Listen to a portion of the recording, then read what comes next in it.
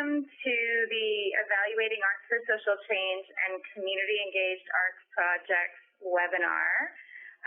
My name is Liz Forsberg, and I'm a strategy lead here at the Ontario Trillium Foundation. And I'm really excited to be here today with two colleagues from the University of British Columbia, Annalee Yassy and Patricia Gray, who are going to be sharing with us this really exciting online resource that they've developed as part of the International Center for Art for Social Change's SHARP-funded research project. They're going to be answering the questions, how can we evaluate arts for social change and community-engaged work? Why do we evaluate and for whom? And what approaches and methods can be used? And what ethical issues emerge? So our webinar today, after some initial slides that I present to you, will begin with a demonstration of the online interactive evaluation tool that Dr. Annalee Yassy and her team at UBC developed as part of the Arts for Social Change project. And the toolkit is for anyone interested in evaluating an Art for Social Change project, whether an artist, a member of a community organization, a funder, or a researcher. And it aims to clearly explain the concepts, the theories, and practical challenges involved in evaluation while assuming minimal previous knowledge. Users of the tool can follow a step-by-step approach to evaluation, access examples from across the globe and different art forms, obtain templates of questionnaires, interview guides, and other instruments, get creative ideas, and interact with sample scenarios introducing a range of complex issues. So just some brief instructions for today's webinar. For audio, please call into the meeting by dialing the number you see on the screen there, and then enter that PIN code that you see. During the webinar, all participant phone lines will be muted. And we invite you to enter your questions into the chat window that's located at the bottom right corner of WebEx. So I'm going to be monitoring that chat box. Click the drop-down box and select everyone to make your entry public, or you can select host presenter if you prefer to send it privately. And the presenter, we will provide answers to your questions after the presentation. But if there's some really pressing questions, we can see if we can answer those during the presentation as well. So just really quickly, who we are, the foundation, the Ontario Children's Foundation, and what we do. We are an arm's-length agency of the Government of Ontario. We will be getting a new government in Ontario just a few days away from now. One of Canada's leading grant-making foundations. So we have a budget of over $136 million every year, and we award grants to around 1,000 projects every year. We're a leading public agency and partner in the public benefit sector. So we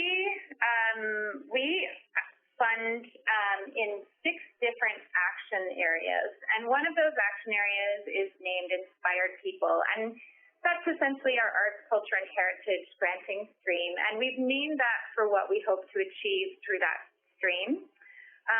This strategy, the funding strategy that we developed, has been around for a couple of years now, and it's an outcomes-based strategy. So it clearly identifies the changes that we want to see through our investments, and those changes have been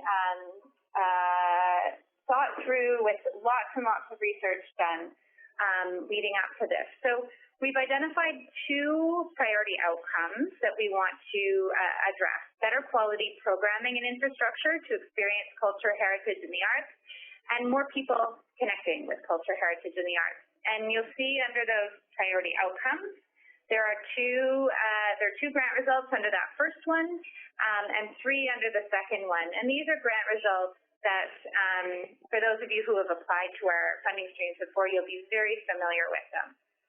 But we have always had a very vested interest in community-engaged arts projects. So I'm very excited today to be working with Dr. Annalee Yassy and Patricia Gray just to share a really incredible tool that you can use to evaluate this important work that you're doing. So without further ado, I want to present to you Dr. Annalee Yassy and Patricia Gray. I'm gonna read their bios really quickly, and then Annalee is going to be presenting to you first, and I know that I believe she's in Montreal presenting today, and then we're gonna turn it over to Patricia, who is in BC. So Dr. Yassy is a professor in the School of Population and Public Health at the University of British Columbia, where she holds a Tier 1 Canada Research Chair in Global Health and Capacity Building. She's led several multi-million-dollar research and training projects in Canada and worldwide, addressing a wide range of challenges from environmental degradation and infectious disease transmission to impacts of globalization on working conditions. Dr. Yassy was a co-investigator for the last 5 years on the Art for Social Change project, a national research initiative led by Judith Marcoux at the International Center of Art for Social Change. And this resource that she's sharing with you today, I really see as the gift that project is giving to the community engaged arts sector, which is very cool. And then our second presenter, Patricia Gray, is an MSc student in Population and Public Health at UBC, and she joined the Art for Social Change project as a research assistant with the Evaluation Pod in September of 2016. She had previously completed an undergraduate degree in Biology and International Development Studies and a master's degree in business, and has worked in fitness, financial services, sustainability, and communications. In addition to studying population and public health, Patricia currently works in communications. So, without further ado, I am going to be passing the torch over to Dr. Annalee. The list has already stated why we developed it. It's really aimed at, I should say, everyone, even people who aren't researchers or evaluators or artists or community workers, but to just give a basic introduction of how to go about thinking about the value of arts for social change. So there are many ways to use the tool, and we'll demonstrate these ways over the next half an hour or so. It would be nice to have time to get into debates as to what is art and what is social change, but in this kind of setting, it'll be a little bit difficult to do that. But do send your comments and questions or any thoughts you have on the tool. As you can see, I'm scrolling past a lot of this. The evaluation itself ranges from really very quick operational process evaluations that we should all be doing all the time to more in-depth studies of what the project is all about, needs to be accomplished, and what it has accomplished. So in this tool, we actually use the word evaluator and researcher somewhat interchangeably. As you can see here, the evaluation tool is organized to be able to access in different ways. So I'm going to demonstrate a little bit of the evaluation tool, which is the sort of more simple way, as opposed to the evaluation research mini course. We'll go into that a little bit. And then Patricia will demonstrate some scenarios and some examples, and hopefully we'll have a little bit of time for some quiz.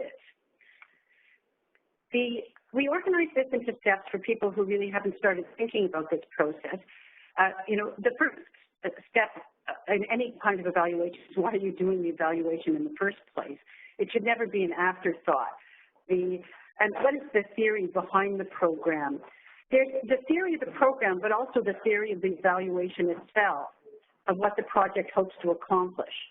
The logic models can be useful, but we shouldn't be too obsessed with them per se.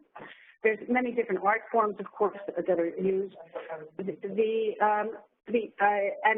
who is, initiating the evaluation is really quite important, thinking about all these things, as well as the guiding principles.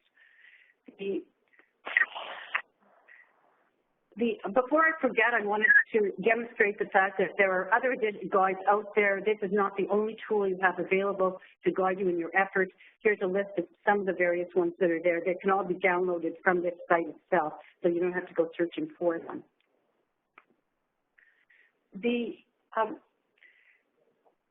Once you've focused on why you're doing the evaluation, who you're working with is a really key question.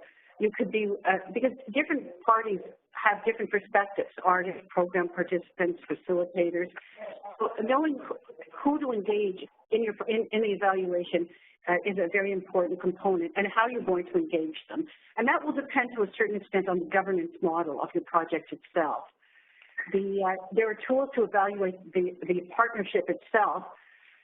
You may not want to hire an evaluator. If you do, there are things to consider in terms of the person's previous experience in the art, in the community, in conducting evaluations and research. And all of these are linked to further aspects within the tool to get more details about them. How can you monitor ongoing progress? You should always have regular reports and feedback that's built into your program or your project, whether it's in the form of closing circles at every session or feedback. So again, I'll stress throughout this tool that we call it monitoring and evaluation, because evaluation isn't something that should only be done at the very end of the process. It should be thought about from the very beginning. What methods you will use in the formal evaluation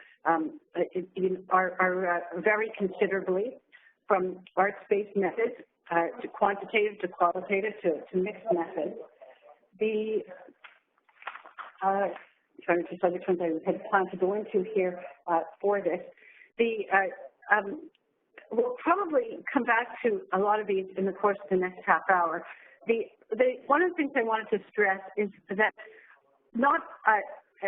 arts-based evaluation methods could be used for all sorts of projects, not just Arts for Social Change projects. But similarly, Arts for Social Change projects could use a variety of methods. We often think about evaluation as being surveys or focus groups, but you can also use arts as a way of evaluating your methods as well. There are certainly some advantages of arts-based evaluation, especially if you're using for an Arts for Social Change project, but there's also some difficulties, and I won't take the time to go through the list here. There's challenges as well, and we'll come back to examples of all of these. In terms of quantitative methods as well, there are what we call primary data, which is surveys that you create yourself, but you can also access existing data, what we call secondary data that's been collected for other purposes. It's really important, though, to think about not only when to use these kind of methods, but when not to. And if you don't have a very clear, predefined outcome, or if you don't want to diminish the intrinsic value of the art by defining these outcomes, or if you're more interested in understanding why a program is working than whether it's working, or you have a small target, or it's hard to gather or complete the data gathering, the surveys and quantitative methods themselves may really not be the way to go. Again, there's a myriad of qualitative methods as well that you may want to call upon. These are all linked within the tool itself, and perhaps we'll come back to some of these afterwards. So once you've decided the methods you use, and each of these have different techniques to gather the information. For example, in qualitative methods, there's interviews, observations, focus groups, document review, narrative. All these have basically all the information that you would want for how to do any of these, the pros and cons of unstructured interviews versus semi-structured interviews, how you develop interview guides. So the tool, again, has lots of these kinds of examples of how you run focus groups, how many people is ideal, who should run them, and so on. Then how you analyze information as well. There's some general principles that should always apply to analyzing any kind of approach, but also we provide in this tool examples of how to go about doing the data analysis in order to, and we've also cited various other sources as well, whether if you're using Likert scales that have these scales of 5 out of 5. And you'll see examples in this tool of all these different methods as we move along. Once you've decided why you're doing this, who you're working with, how you're monitoring throughout, what methods you're using, how to gather the information and analyze it, don't forget to think ahead about how you will share your information. because it's not just text-based information like reports or academic articles, but also conferences, policymakers, community town halls. Don't forget about social media, various ways to share your results, but also art-based informing and sharing, whether it's through exhibitions, dance performances, murals, and the like. All these, of course, again, have their pros and cons.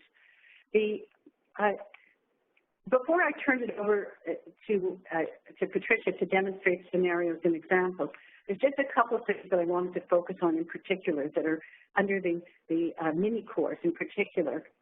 One is the issue of ethics. That nothing that we do is really ethics neutral, which means we always have to think about, what the issues involved, what harm could possibly be done.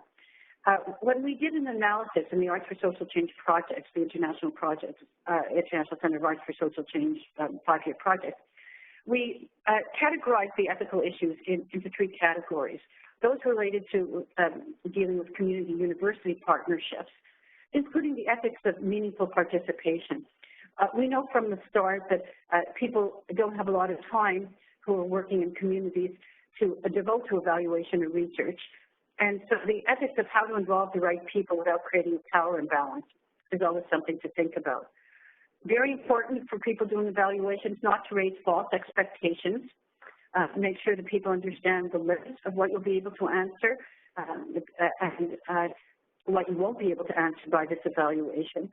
It's important in thinking about issues such as not to stifle creativity, ethics of authorship and ownership, the ethics of dangerous terrain, and asking people about their experiences. You could raise issues that need to be thought about in advance as to how they're going to be addressed. The stifling participation, issues of authorship, who owns the products of the arts, and if you're going to use them in evaluation, make sure that you get proper consent. An issue of acknowledgement is one that researchers come across a lot, because especially in dealing with artists who want to take credit for their work, but if sometimes we offer people anonymity, but we have to sometimes recognize that people don't want anonymity, want recognition for their contributions. So there's all these ethical issues are discussed in this, as well as ethics of team issues, researcher engagement, and so on. Big issues in academia are just handling interdisciplinarity. But if most of you are community-based, you probably don't think as much about the interdisciplinary component about a lot of these. I wanted to just say a couple of things about context in particular, because really if you're attempting to have a social change or social transformation, what that means to you is very much dependent on your ideology, on your theory, on your program theory. And so it's how you go about evaluating depends very much on what it is that you're trying to accomplish. If what you want is personal empowerment, you will ask people questions and focus around personal empowerment issues. If what you really are trying to accomplish in your program is social engagement, then you want to organize your program as well as your evaluation along issues of social engagement. If what you want to do is really contribute towards making a better world, then think about how the dynamics of the program and the personal empowerment and the social engagement will lead to acting on what we call the macro level. So in this tool, we talk a bit about micro, meso, and macro, which macro could be through legislative change, social movements, electoral outcomes, and they're not mutually exclusive. We've got various theorists quoted throughout this to help us get a deeper understanding of the theories involved in social change. Transformative paradigm. When we talk about context, we wanted to really talk about the importance in any evaluation of really focusing on the power dynamics and the social and cultural context. It reminds me of one of the evaluations which were peripherally involved. The people running the program were saying the participants don't want to come, that it's hard to get volunteers and so on. But really, they were missing the fact that they were dealing in a situation of extreme oppression and history of colonization that has to be factored into examining the situation. So the historical and political context matters. In dealing with Indigenous communities, there's the 4R guidelines: respect, relevance, reciprocity, responsibility. Again, as you can see, there's just a ton of heavy-duty issues in this tool itself, as well as the more technical aspects. So I think at this point, I'm going to pass it over to Patricia, so we have time at the end for questions, discussion, and quiz. Thank you so much. It's fascinating, especially when we get into, I mean, the tools are incredible, and the amount of information that you have on the website is really, really incredible. And the discussion around ethics and power dynamics is one that I hear a lot, especially in a community-engaged context. So I'm really glad that there are so many resources there on this website and posing really thought-provoking questions. And if questions come up for people who are listening, please do send them our way. Patricia, I'm going to hand it over to you. Thank you, Liz. Right, so as Emily mentioned, I'll go through the examples as well as the scenarios next. So the examples, which are available through the main menu here or from the top navigation bar, are a collection of published research articles or published evaluation reports that are intended to provide a kind of directory of examples that you may want to explore or to help inform or to draw on for your own evaluation planning. We have a series of filters on the left-hand side here that are intended to help find relevant examples for you. And I'll go through two different examples to just show the filtering functionality here. So for example, you may be particularly interested in qualitative methods and may be interested in exploring the outcome of personal development using the art form of drama or theater and among a youth population. And so applying those different filters allows you to hone in on these three relevant examples that may be helpful for your own evaluation planning. I'll just clear the filters here and show one more example.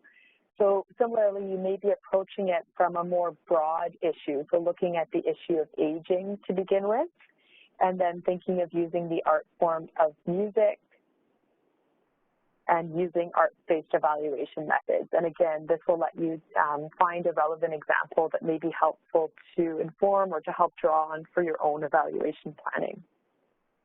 We're always looking to expand this examples section. So if you have any evaluation reports or published research articles that you're willing to share with a wider audience, we certainly welcome adding it to this directory of examples. We have an email address of our colleague Stephen Barker at the bottom of this page, and please feel free to send any examples that you'd like to be included to the list to Stephen's email at the bottom there.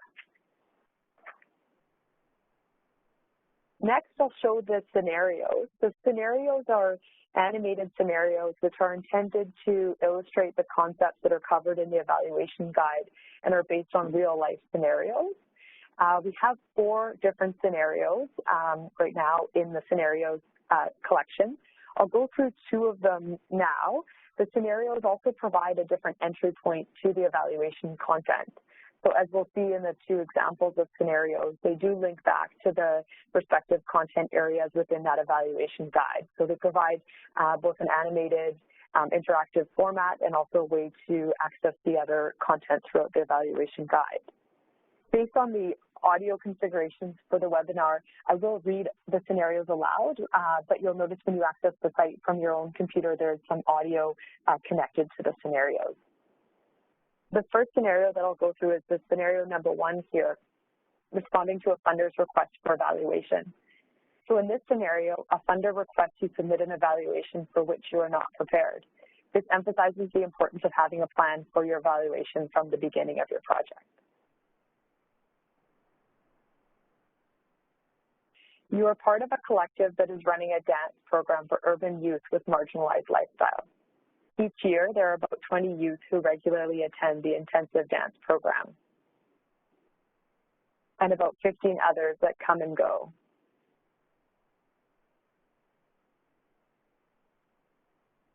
The program has been going on for 4 years, and the funder wants you to evaluate your program. What do you do? Initial reaction might be to panic, Tell the funder that you don't believe in evaluations, as the dance program's intrinsic value shouldn't be denigrated by having to be reduced to something that can be evaluated. Call a friend who has a PhD in astrophysics and ask him what to do. Or lastly, have a discussion with the funder so as to understand what indicators are most important to them. Sounds good? And so next, you may be exploring some different ideas with the funder in the meeting, and some ideas for different techniques based on, say, a qualitative method that was selected is you may be interested in using focus groups. And so this is where the information will connect back to the content that's available in the evaluation guide. So in this particular instance, you can continue through to learn more about how to conduct focus groups and advantages and disadvantages of that particular technique. Similarly, if you're interested in exploring whether interviews would work for the evaluation, you could connect through to read the particular information about interviews that is available in the evaluation guide.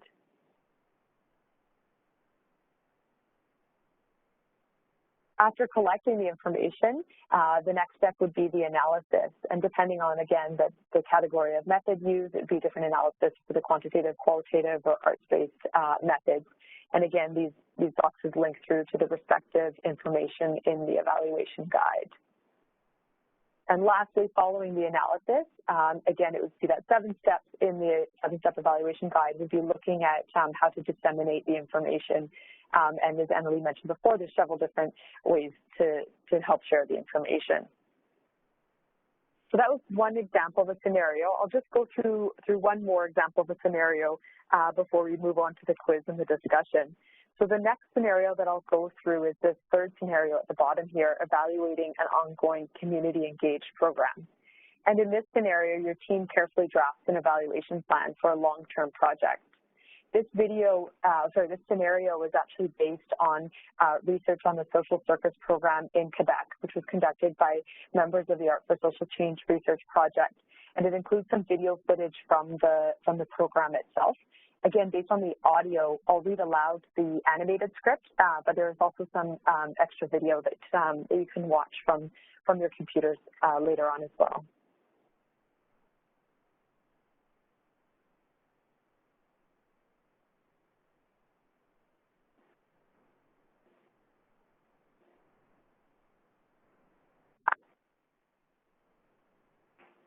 It would be good if we could do some research on our program, as Cirque du Monde is cutting its budget for directly supporting a large number of social circus programs, and it would be useful if we could identify what is going well with our program. It would also be useful for us to know what isn't going so well. Yes, I agree. So again, these boxes here just help to link through and connect the content with the information that's available in the evaluation guide. I know a researcher who could help us. Great, let's see if she is interested. And again, this is connecting it back to that initial point on the continuum from operational evaluations to more in-depth research. I would love to conduct an in-depth study of your program. I have my certificate in assisting social circus instructing, so perhaps I could do some participant observation and help in the sessions as I learn more about how everything works. That would be great. Is there a way we could actually measure the impact we are having? I think we should supplement the observations I plan to do with in-depth interviews of participants, a focus group, and a questionnaire survey. Sounds good. Let us know how we could help.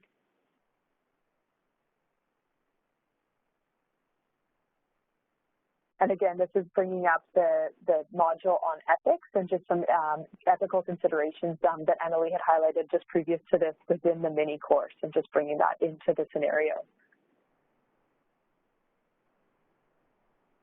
A note on observation and different methods of observation, including participant observations. I've done preliminary analysis based on observing and interviewing some of the participants, and I'm eager to hear what you think about my analysis so far before I proceed. It would be great if we could work together on this, as I'm sure you yourself have considerable insight to share. Yes, we would indeed be interested in discussing our thoughts about the program with you. And again, this is linking back to the point on positionality within research. What do you think of using some arts-based methods as well? What do you mean? For example, we can ask some of the participants to take photos of what matters to them and come together, and we can discuss these and how these relate to the program. That sounds like a great idea. And these provide some examples of two particular arts-based methods. So in this instance, photo voice and performative inquiry, which were used in the study on social circuits. And there's information on the toolkit, which is linked from this page, showing the examples of both photo voice and performative inquiry within this study, and again, showing how they could be used within an evaluation or research setting. Let's keep in mind that we have not really explored how or the extent to which this program is or can be socially transformative. In other words, have impact on changing society, not just having impact on the individuals in the program. Yes, our fundamental goal is indeed to build a better world so that folks like those in this program are truly respected for who they are. Personal and interpersonal transformations, particularly modes of relating to each other, could indeed lead to broader social transformation. Conversely, though, social and political transformations shape people's experience at both the individual and collective level. I hadn't thought about this much, but now I can see that when people create together, they feel a sense of community. And this, in turn, could help them to be more engaged in collective actions that would ultimately make society more fair for all. Yes, and when society puts too much focus on individual achievement, not making things better for all, the vast majority of people lose out. So yes, certainly, let's talk about this more and ensure that the program's pedagogy is indeed promoting solidarity and what we call collectivity, in other words, acting together. And this links through to a video with the researcher, Dr. Jennifer Spiegel, discussing the pedagogy behind the Social Circuits program. I will do a preliminary analysis of this material and begin to work on the questionnaire. Who will receive these questionnaires and how will they be administered? It seems like they could take a long time to complete. We pilot tested it and found that it takes about 15 to 20 minutes to do. We also found that there were a few questions that did not seem to have been understood well, so we changed those. And this is just highlighting the importance of pilot testing survey instruments to ensure the questions are appropriate and also the length of the survey questions. I like the fact that the questions ask people to compare how they feel now to how they remember having felt before the program started. And this is a retrospective post-pre design. And again, connecting through to the information in the evaluation guide about that particular survey design. I also like the fact that there are actual numbers so we can attempt to quantify the impact. And this is called a Likert scale. Do we have enough people in our program for it to be worthwhile doing a questionnaire? Even if there are only 20 people in the program, it may be worthwhile to do a survey. However, we may not have statistically significant results. And we have some information about Likert scales in the evaluation guide, including several different scales that may be suitable for evaluating art for social change projects. So there's some examples of Likert scales in order to provide a questionnaire design. And there's also some information on analyzing quantitative data and an explanation of statistical significance. Also, it would be better if we could reach people who were in the program in past years and everyone who registered, even those who didn't finish a session, not just the ones currently in the program. And again, it's just talking about different types of bias, including survivor bias, and just highlighting the importance of, if possible, trying to reach participants who may have left the program to capture their experiences within an evaluation. And how should we administer the questionnaire? There are several options. What I suggest is that we bring pizzas or something healthier to one of the sessions and ask the participants to stay late and complete these. Also, though, let's send the questionnaire out to those who are no longer in the program, and we can use an online questionnaire like SurveyMonkey so people can respond anonymously. And again, just talking about different questionnaire options. So again, Overall, the scenarios are meant to illustrate through real-life examples different concepts in evaluation and provide some different ideas to stimulate some thought around different evaluation methods and different evaluation techniques that could be used. So the quiz section is an interactive quiz that's meant to help test the knowledge from the evaluation guide and the mini course. So we'll just go through a few of the questions in here, and feel free to weigh in on your responses through the chat box or any particular questions that arise as a result of the quiz questions. The questions have different formats, such as true and false or multiple choice. So the first question here is a multiple choice one, which is the advantages of arts-based methods include the following: except, address challenges and rebalance traditional power dynamics, easy to analyze and interpret, participants' expression through art may reveal insights that they may not have otherwise articulated, encourage participation of those who may otherwise be reluctant, or the arts can accommodate people who learn in different ways.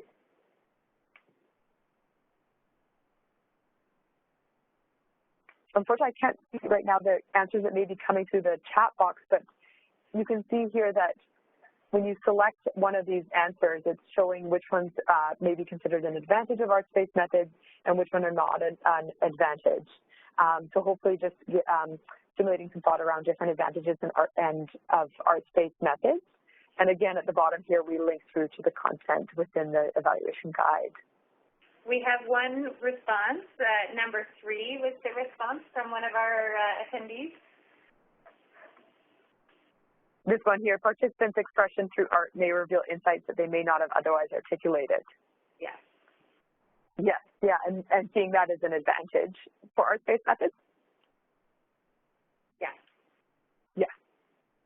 Yeah. Any other questions or comments on this one? We have from Annalie, all these are advantages except for number 2. Mm-hmm. Yes, yeah, and that's one of the challenges that we highlight earlier in the toolkit within the arts-based methods section is something to consider. Like any method, they have different challenges, and one with arts-based method being that it can be challenging to analyze and interpret data collected through arts-based methods. Just a quick note, I think I just got a message here from somebody. I just want to clarify that this is not an interactive quiz that you can actually do on the webinar, but we're asking people, so if you're not crazy if you are unable to figure out how to do it, but you can respond to the questions in the chat box, and I'll share those. Yes, yeah, thank you for clarifying that, Liz. Well, just move to the next question here. It's a true-false question. So if you are an academic, should you wait for a response from peer reviews before sharing a synthesis of your findings with your community partners and participants? True or false?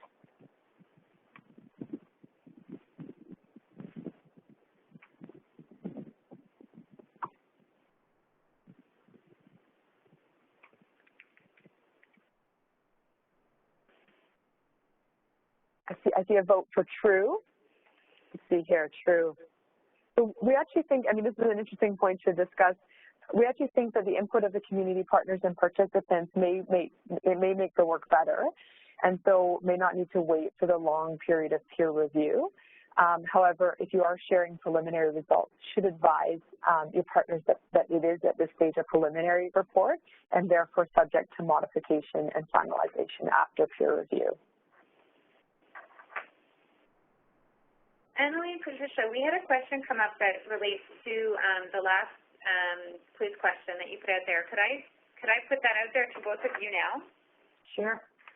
So this question was, can the conclusions drawn from arts-based methods perhaps be biased? Do you want?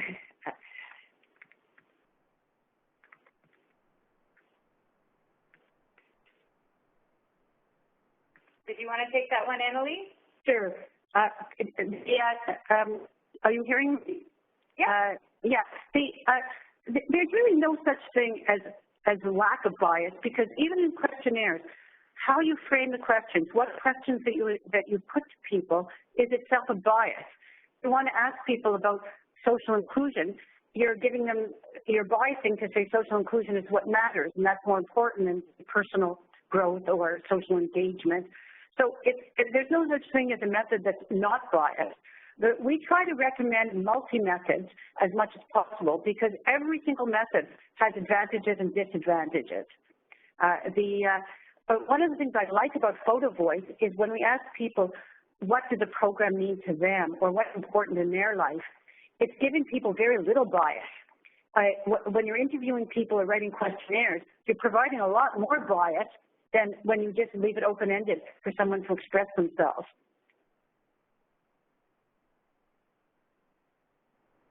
Great, thanks for addressing that one. Really, really important to remember that as you go through the process of creating your evaluation, that we all bring bias with us.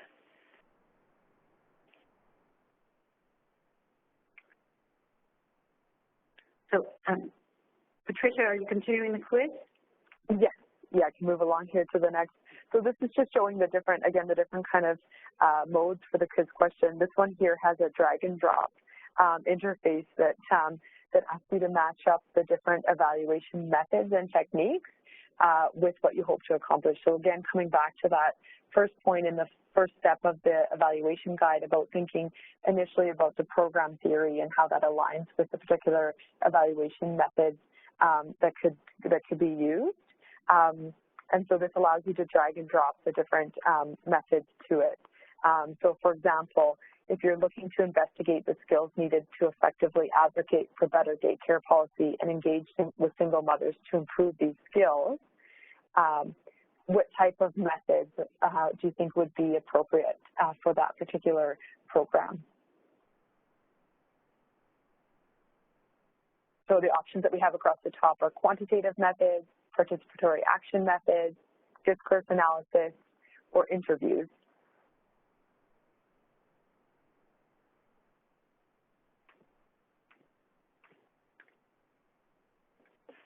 I got one response, participatory. Let's try it out. There we go, yes. Yeah.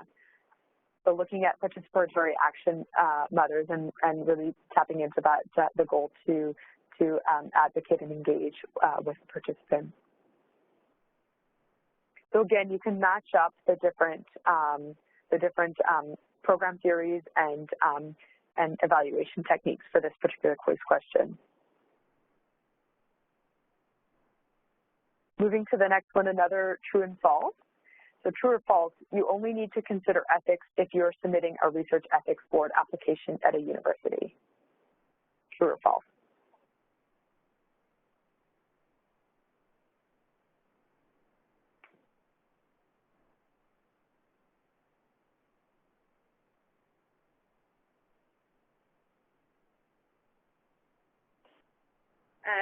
True with a question mark, a couple of falses. This one is like interesting. A question. Yeah. Let's try the first vote for true. Let's see. So while only formal research studies, and again, this is thinking about that right-hand side of the evaluation to research continuum, the more kind of traditional university-based research studies are submitted to a formal research ethics board for review. It is always useful to consider ethical issues even in process evaluation, so even at the other end of the continuum.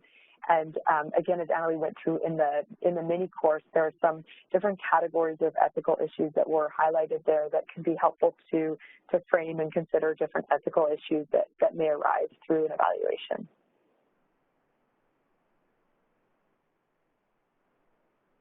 Are there any other general questions or comments at this point? Yes, we do have a question, a general question that came earlier on. Artists and arts organizations do so many things and are always stretched in terms of capacity. How would you advise folks about when to invest time, energy, resources in doing evaluation, or conversely, when it might not be a worthwhile investment? Can I comment? Yes, please. Yeah, I think that if you're serious about wanting to have of your program to have an outcome that, you know, whether it's for the individuals involved or for the community or for your funders, that it's useful to think about how you're going to monitor whether you're achieving your goals from the very beginning, from the very, very time that you set up your program. Now, some of the monitoring techniques are very easy. It's just, you know, 5 minutes at the end of the session, ask people how the session went for them. So I think that in one of the other scenarios, actually, that Patricia didn't have time to demonstrate, we show how you can be evaluating throughout as part of your process. So what we want people to do is to think about what they're trying to achieve as part of the entire program, not as an add-on. You know, in terms of whether or not you want to study it in depth, the example that was of social circuit is at one extreme. That's at the extreme right. There was a funded study that was a research project. But at the other end are things that people do all the time anyways within their programs. So where you are in the continuum will depend a little bit on how much, you know, you want to spend really thinking about what you're doing. But we'd like to encourage people to do this as being just part of their thinking about how they're administering their program. Did that help? Yeah, that's great. I thank you from the person who asked the question. It's something at the foundation, we really encourage people to invest in evaluation of their programs. And in fact, in our granting streams, we invite people to assign up to 10% of their overall budget towards evaluation so that they can build a body of evidence around the effectiveness of the approach that they're taking in their projects. But certainly, we know arts organizations are very stretched. But I think that sometimes people are doing more evaluation than they actually think they're doing. They have incorporated things. Exactly. And it's just a matter of taking a moment to really, I guess, think about what it is that you've been doing and being intentional about it. Yeah, I completely agree with that. Do we have any other questions from attendees on the phone? You can type your questions into the chat box, and I will share your questions with Annalie and Patricia. And while people might be doing that, I'm actually going to, actually, Patricia, did you have any more screens that you wanted to share? Yes. We can certainly keep going, but I think if anyone has any general questions, we can move on to the general discussion, or we can keep going through the quiz. Keep going through the quiz. Yeah. Okay. That will raise issues. Okay, so the next question that we have here, this is a situation-based question. You received the results of an evaluation of a similar program to one you recently evaluated, but in a different community. It used the same art form, the same age group, and the same evaluation method, but the results are different. You, option 1, go back and check your analysis for mistakes. 2, decide that the other evaluation must be incorrect. Or 3, consider the different context of the program.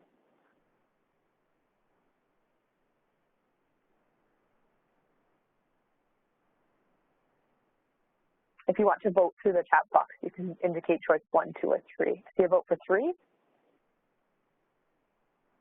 Another vote for 3. For 3, yeah. Okay, let's go with that one. And that is correct. So it's really important to consider the context, as it can influence the underlying program theory, the evaluation, analysis, and results, as well as the interpretation of the results, among other factors. And again, that connects back to the information about context, which is in the mini course. We do have a question phase here because it can also be always a useful exercise to go back and check your analysis for mistakes. So that's not necessarily incorrect, but really the key consideration here is considering the different contexts of the program. I'll just pass it over to Annalie here. No, that's okay.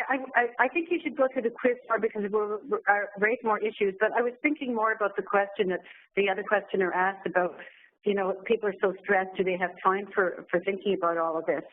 And the evaluation shouldn't be this bugaboo, this add-on, this extra task.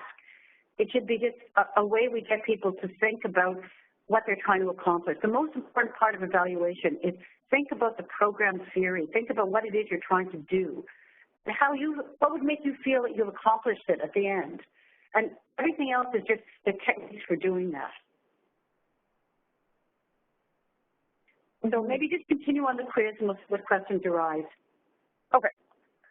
So the next one, you want to study how the Art for Social Change project is currently being perceived amongst the 18 individuals in the program. Your evaluation could, 1, have a focus group using arts-based methods in the facilitation. 2, administer a survey using a validated scale for self-esteem, social inclusion, and social engagement. Or 3, conduct interviews.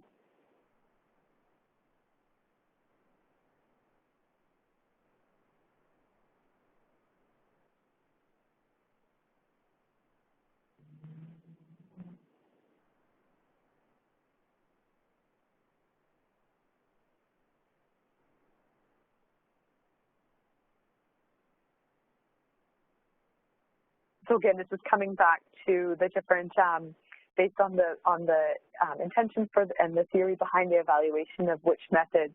And I think a key word here is the word perception in here. You're wanting to evaluate how the program is being perceived amongst the individuals. So are there any votes for the particular methods, focus group, survey, or interviews?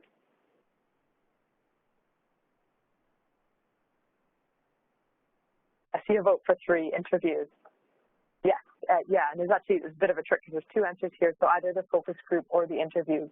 But really, when thinking about trying to capture individuals' perceptions, the qualitative analysis would probably be the best fit. So again, that could be done through focus groups or through the interviews. And again, another point here, because you're only considering the current perception and not how perception is changing over time, you would not need to collect multiple data points. Therefore, conducting interviews or holding a focus group for cross-sectional qualitative analysis would be best.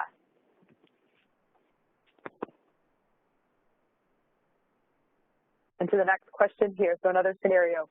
As part of an evaluation of a youth arts program, you analyzed a video recorded skit created and performed by the participants illustrating their experiences during the program. After reading the evaluation findings in a report, a few of the participants dispute the findings, saying that your interpretation of the skit does not reflect their true thoughts and feelings. What could have been done to mitigate this issue? 1, not use the video recording of the skit in the evaluation. 2, use the survey of the participants instead of the video.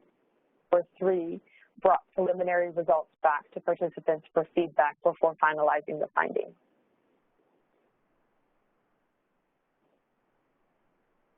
I see a vote for 3. Number 3, yeah.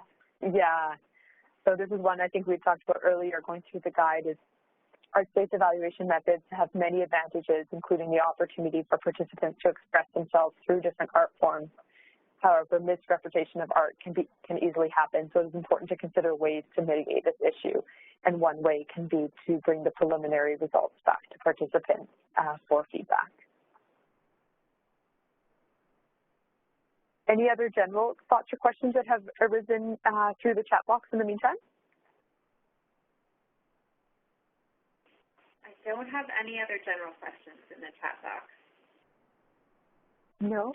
We had one more quiz question to cover here. Great. So maybe I'll just finish this question, then we can open it up to some more general questions and also conscious of the time here. So this quiz question is, what do you do if the data you collect with different methods give contradicting messages? For example, the quantitative results show no gains, but the qualitative results suggest there are benefits for some participants. So 1, throw out the survey results. 2, ignore the difference and report both. 3, consider the qualitative information too anecdotal and discard it. Or 4, explore possible explanations as to why the data differs. I've got one person answering as 4. for, yeah? A vote for 4? Let's take a look here. Yes, that is correct, yeah. So often surveys do not have enough power to detect important impacts because the numbers are not large enough. Also, the fact that some people may benefit even if the majority do not is still worth noting. And so, yeah, this is emphasizing the idea of looking, especially when using mixed methods, of looking at triangulating and comparing the data that you may get from different methods.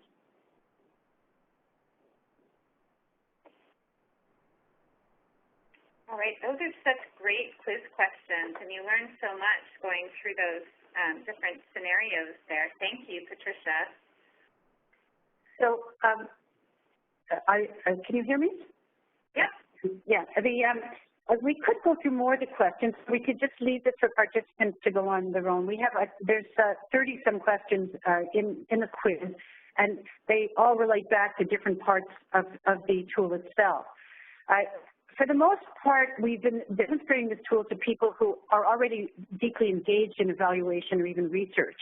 And so your audience is probably more at the community level, people who are doing the projects and may still feel daunted by the whole idea of evaluation. So we'd be really interested in knowing whether parts of this tool are useful enough to allay their concerns and make this the exercise of evaluation much more fluid and part of their thinking rather than an add-on burden. So if anyone has any thoughts as to both in terms of improving the tool or just letting us know, because I think it's really a shame for people to think of evaluation as being a burden rather than something that will enhance feeling good about what they're doing. Absolutely. So yeah, I welcome our attendees to shoot their feedback via the chat box. I'm about to share a screen with you that gives you the address for OTF's new Knowledge Center, which is an online shared learning environment that aims to connect Ontario's nonprofit sector.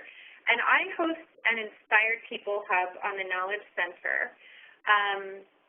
And what I posted a thread on the Knowledge Center as a follow-up to this webinar, where I would welcome people to come and share their thoughts about this evaluation tool. And as Annalie put the question out there, is this tool going to help you in the community-based work that you're doing? Is it helping you to overcome any kind of anxieties that you might have about evaluation? Because I know from talking to many community groups that there's a lot of trepidation about that. And we're hoping that all of these resources that we've been sharing, there's been this webinar and 2 others that we hosted with Animating Democracy that aim to share some really, really great tools and resources around evaluation. I have one response here. Let me see. I have a few responses here. From one person, I think a lot of the challenges are around language, around outputs, outcomes, and impacts, and also how to devise these outcomes. From somebody else, this is a very honest response. It's not helping me, it's making me more anxious. And another response is that this tool will definitely help with our community-based evaluation. It will also really support the grant writing stage as well. See, if I can jump in to the person who, feels anxious about it, we went really, really, really quickly. I think if you slow the process down and just go through the 7 steps, you'll see that you have all the answers. And if you don't know the answers, then it's good to think about it. There was one project I was involved with, and I asked the person running it, who's the target population for this project? And she said, oh, I hadn't thought about that before. And I'm thinking, well, if asking the question is probably it was probably a good way for her to start thinking about who is the population she aims to serve with this arts-based project of hers. So I think that all evaluation, in fact, all research is getting a systematic approach to your thinking about what it is that you're doing and what would make you feel that what you're doing is useful, that you feel good about. And everything else is just fancy, sophisticated, gobbledygook language to do what you already know. So, if you have specific questions and want to just, email me or chat with me, I'd be delighted to do so. Because our goal is to make this less of a burden and make you less anxious. We just don't know how to do that.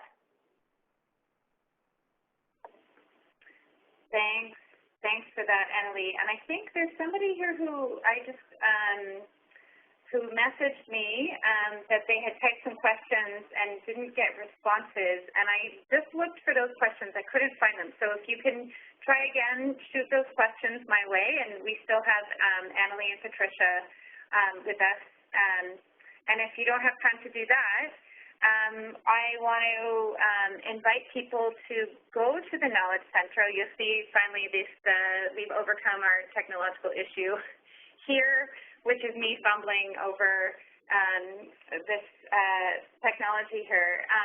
We will, if you have any questions, comments, please go to the Inspired People Hub on the Knowledge Center, so it's ots.ca/knowledge. And you can put your questions, your comments there, and I will make sure that that Annalie and Patricia get those questions, and we can get you responses to that. Yeah, I want to comment on the logic framework analysis question, the impacts, outputs, outcomes question, if I may. That's used, of course, not just with arts-based projects, but internationally for community-based projects or development projects. The wording, I think, is more scary than the concepts behind it. Your activities is just what you're doing. Your outputs is what you hope the activities are going to result in. For example, if you're, and I do a lot of training things, so if your activity is provide a training course, your output is 20 people trained, the outcome is better trained people able to do their job better, and the impact is a better world. So the impact aspect of that is really your long-term aspiration.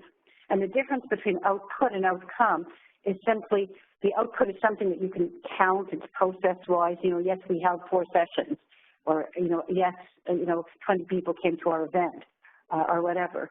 And the outcome is just the intermediate thing between your output and your aspiration of, how did this help? How did it, what was, are people now better trained, more aware? Are they better able to connect to each other? Do they have more confidence in their abilities as people, or whatever it is that you're trying to accomplish with your arts-based methods, with your project? So again, the words are more daunting than the actual, thinking about it. If anyone sat down with you and interviewed you about what you're trying to accomplish, I'm sure they'd be able to pull out of you your activities, your inputs, your outputs, and your outcomes, and your impacts. Thank you for that, Annalie. And if there are any more questions, please do send them our way. I'm just seeing some comments of gratitude. We are very, very grateful that you've taken the time on this nice sunny day to join us. Again, please do check out our Knowledge Center. I'll also just note that we have, OTS has developed an online e-learning course on evaluation. That is another resource. I will say it is not nearly as thorough as the ASC evaluation tool, but nonetheless, it's done in a course format, so that might be something that might work well for some people. If there are no more questions, then I think that we're going to end a couple of minutes early. Annalie and Patricia, I want to thank you so much for presenting the ASC evaluation tool today. You've done a really, really incredible job at putting together a comprehensive tool that I think is really going to benefit the arts sector and beyond for many years to come. So thank you for all your work. And I will say This is the first SSHRC research project I am aware of that has kind of produced such a big gift back to the community that it was researching with. So thank you for that. That's very ethical of you. Yes, well, thank you very much for those kind comments. And please, people, do send us feedback. Wonderful. Okay, well, everybody have a wonderful afternoon, and this webinar was recorded, and we will send that to you once we've got it all edited. You'll also receive a message from us with a link to the Knowledge Center, and I look forward to staying in touch. Thanks very much. Okay, bye-bye.